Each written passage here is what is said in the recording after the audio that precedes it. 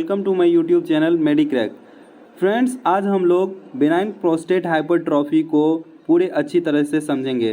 Friends, आज हम लोग इसके अंदर बेनाइन प्रोस्टेट हाइपरट्रॉफी, उसके टाइप्स और उसके pre operative and post operative care को पढ़ेंगे। तो चलिए फ्रेंड्स शुरू करते हैं। Benign prostate hypertrophy is an enlargement of portion of prostate gland that eventually causes problems with urination। ये BPH जो है प्रोस्टेट ग्लैंड के इन्लार्जमेंट से अकर होता है जो कि यूरिनेशन में प्रॉब्लम क्रिएट करता है। The prostate gland enlarge extending upward. ये प्रोस्टेट ग्लैंड जो है अपवार्ड डायरेक्शन में इनलार्ज कर जाता है into the bladder and obstructing the outflow of urine। ये इस प्रकार से इनलार्ज कर जाता है कि यूरिन के आउटफ्लो को ऑब्स्ट्रक्ट कर देता है, जैसा कि आप इस तस्वीर में देख सकते हैं। ये बिनाइन प्रोस्टेट हाइपरट्रॉफी का केस है जिसमें प्रोस्टेट जो है ये अपवार्ड डायरेक्शन में इसका जो है एक्सटेंशन हो गया है और ये यूरेथ्रा को ऑब्स्ट्रक्ट कर रहा है, जिससे यूरिनेशन में भी ऑब्स्ट्रक्शन हो जाता है। इट्स यूजुअल सिम्टम्स आर, इसके क्या सब लक्षण हो सकते हैं? Gradual decrease in urinary stream with less force on urination and often dribbling at the end of voiding. BPH के केस में यूरिनेशन करने में जो फोर्स लगता है वो फोर्स ज़्यादा लगाना पड़ता है और वाइडिंग के लास्ट में, मतलब आप जब यूरिनेशन करेंगे तो उसके लास्ट में डिब्रिलिंग होते रहेगा, आप थोड़ा थोड़ा बूंद बूंद यूरिन निकलते रहता है। फर्स्ट लक्षण है इसका।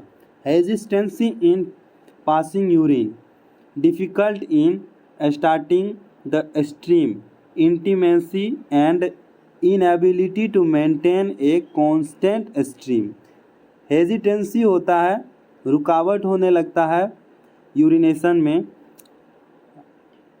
Difficulty in starting the stream, urination को स्टार्ट करने में डिफ़िकल्टी होने लगता है। इंटीमेसी एंड रुक रुक कर पेशाब आता है और inability to maintain constant stream, एक कांस्टेंट स्ट्रीम को रखने में इनएबिलिटी होता है। और भी सिम्टम है जिसमें है नॉक्टियूरिया। नॉक्टियूरिया का मतलब है फ्रीक्वेंट यूरिनेशन एट नाइट, रात में खुद से ही यूरिनेशन हो जाना।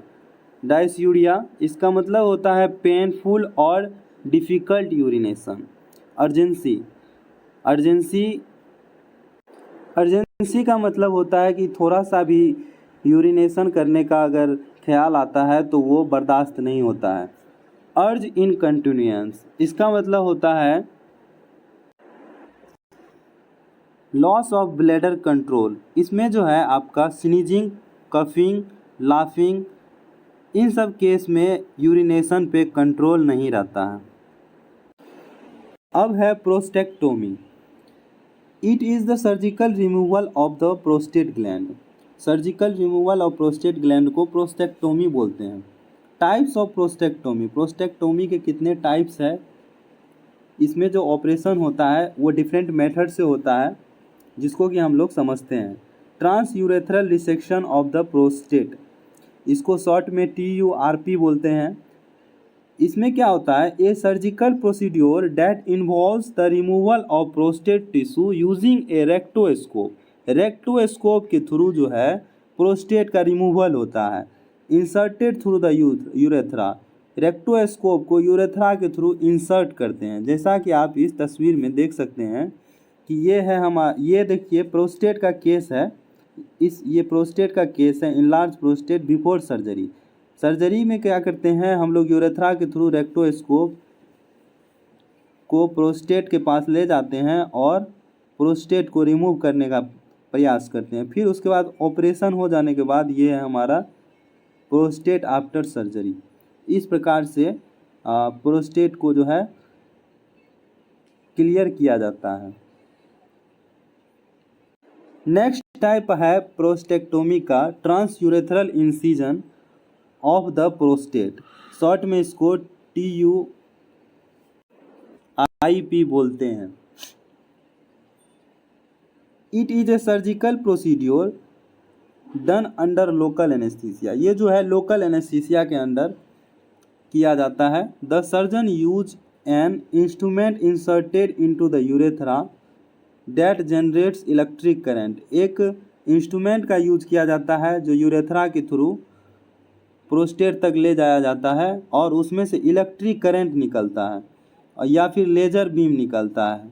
टू मेक एन इंसिजन के लिए in the prostate where the prostate meets the bladder, ये जो है इंसिजन का काम इस प्रोस्टेटिक एरिया में किया जाता है जहाँ की प्रोस्टेट जो है ब्लैडर से मिलता है। ठीक है। Third type of prostatectomy operation है सुप्राप्यूबिक प्रोस्टेक्टोमी। इसमें क्या होता है, the approach utilises N incision of the lower anterior bladder wall, इसमें लोअर एंटीरियर ब्लैडर वॉल पे इंसिजन लगाया जाता है, उसके बाद प्रोस्टेट को रिमूव किया जाता है। इस प्रकार से इसमें ब्लैडर के थ्रू जो है प्रोस्टेट को रिमूव कर लिया जाता है। इसके जस्ट बाद है हमारा फोर्थ है retropubic prostatectomy, perform through a direct incision of the anterior prostatic capsule, इसमें जो है डायरेक्ट इंसिजन लगाया जाता है एंटीरियर प्रोस्टेटिक कैप्सूल में, जबकि हमने सुप्राप्यूबिक प्रोस्टेक्टोमी में देखा कि यहाँ लोअर एंटीरियर ब्लैडर वॉल पे इंसिजन लगाया जाता है और रेट्रोप्यूबिक में एंटीरियर प्रोस्टेटिक कैप्सूल पे जो है इसका इंसिजन लगाया जाता है। और ये इस प्रकार से उसमें ब्लैडर के थ्रू जो है प्रोस्टेट का निकाला जाता था, लेकिन इसमें डायरेक्ट प्रोस्टेट को निकाला जा रहा है।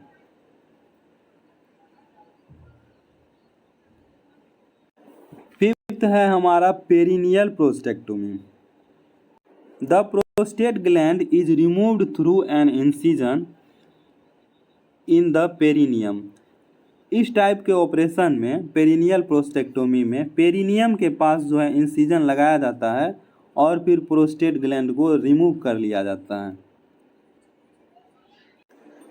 सिक्स्थ है हमारा laser prostatectomy, the use of laser therapy through visual of ultrasound guidance is an effective alternative to TURP in treating BPH, इसमें जो है TURP वाला प्रोसीड्योर ही अपनाया जाता है, लेकिन इसमें लेज़र बीम का यूज किया जाता है। लेज़र बीम के यूज करके प्रोस्टेट को जो है बाहर निकाला जाता है।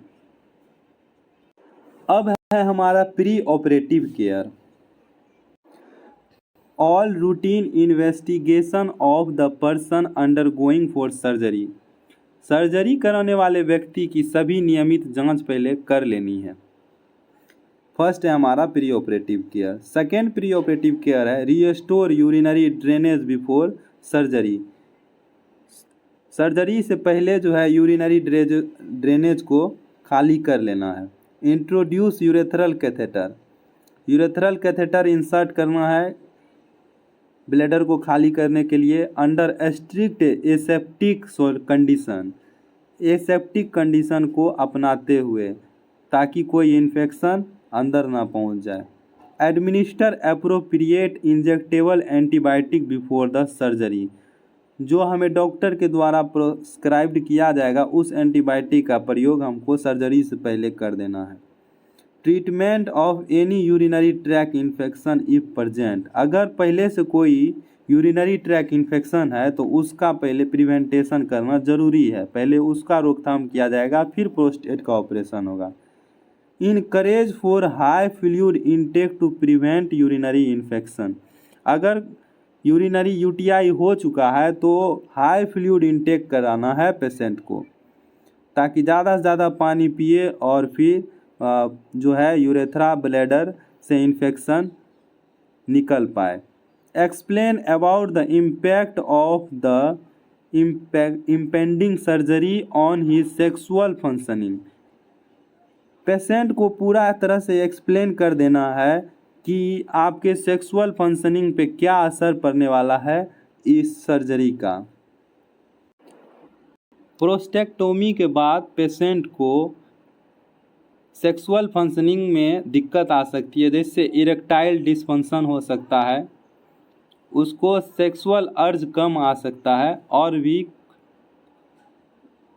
सेक्सुअल डिसफंक्शनिंग हो सकता है। Give proper counselling to both partners, इस चीज़ की जानकारी दोनों मेल फीमेल जो उसके पार्टनर है उसको पहले दे देना चाहिए।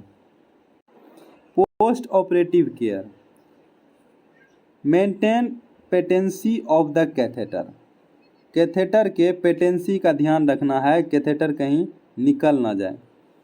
Monitor appearance of urine red to light pink to amber 3 days, urine के कलर को नोटिस करते रहना है। ऑपरेशन के जस्ट बाद रेड से पिंक 24 आवर्स में हो जाता है, उसके बाद अंबर कलर का 3 days के अंदर हो जाता है। इस चीज़ को मॉनिटर करते रहना है कि वो उसका कलर चेंज हो रहा है या नहीं। Monitor patients for sign of water intoxication, prostate के ऑपरेशन के बाद वाटर इंटॉक्सिकेशन का चांस रहता है।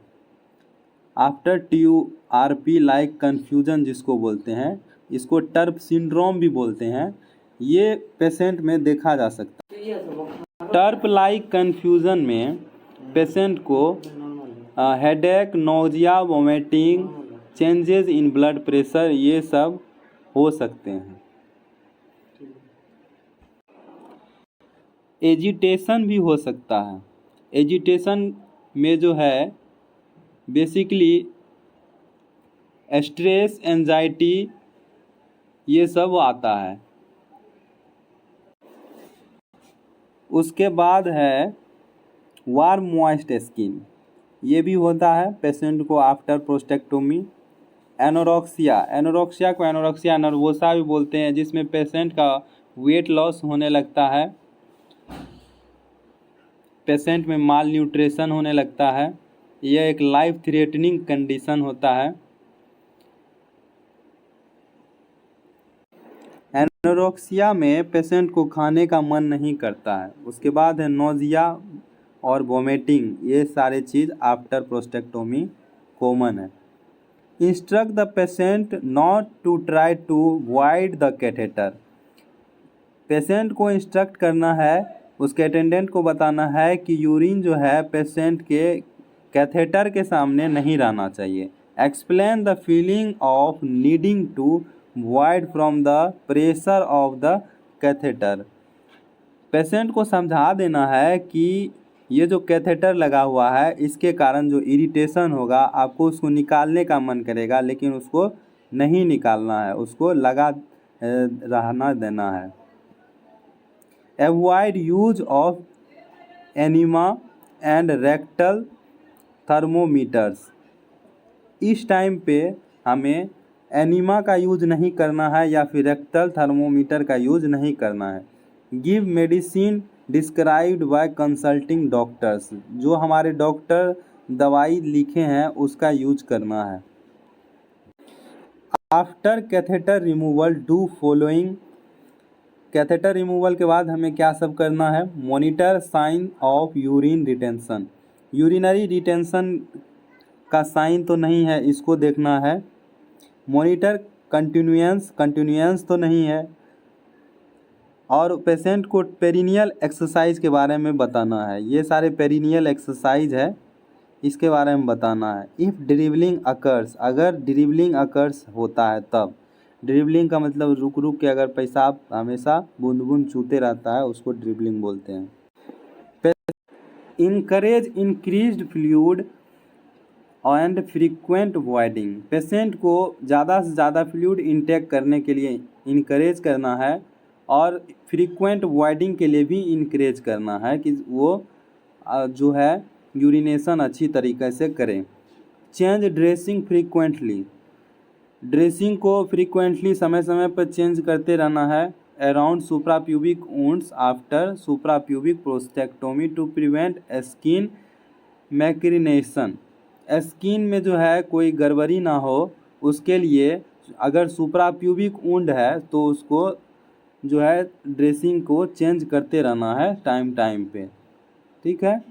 सुप्राप्यूबिक जो है प्रोस्टेक्टोमी में जो है हम लोग सुप्राप्यूबिक रीजन में जो है कट लगाते हैं, जहाँ की ड्रेसिंग हमको चेंज करते रहना है।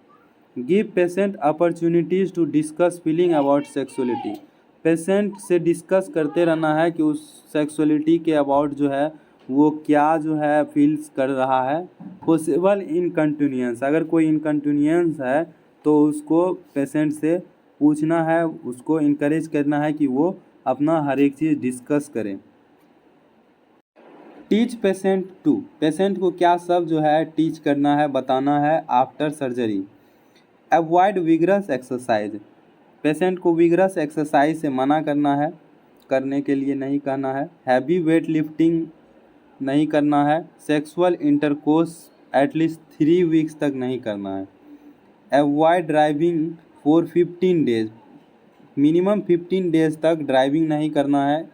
उसके बाद है avoid straining with defecation using stool softeners और माइल्ड लैक्सेटिव्स, पेशेंट को जो है आफ्टर सर्जरी स्टूल सॉफ्टनर्स देना है ताकि उसे कोई कंस्टिपेशन वगैरह का शिकायत नहीं हो, उसको ज़्यादा जो है डिफिकेशन करने में, स्टूल पास करने में दिक्कत नहीं हो, ज़्यादा जोर ना लगाना पड़े, ठीक है। High fibre in diet, patient को डाइट में हाई फाइबर देना है ताकि उसको कंस्टिपेशन वगैरह का कोई गैस्ट्रोइंटेस्टिनल कोई शिकायत प्रदान नहीं हो। Keep surgical site clean and dry, surgical site को हमेशा क्लीन और ड्राई रखना है ताकि इन्फेक्शन का खतरा कम से कम हो। तो फ्रेंड्स, ये टॉपिक यहीं पे ख़त्म होता है। आशा करता हूँ कि आपको हमारा ये टॉपिक अच्छे से समझ में आया हो। ये BPH बेनाइन प्रोस्टेट हाइपरट्रॉफी का PDF के लिए आप इस वीडियो के डिस्क्रिप्शन में जाके हमारे टेलीग्राम चैनल लिंक को ज्वाइन कर सकते हैं। Thanks for watching my video.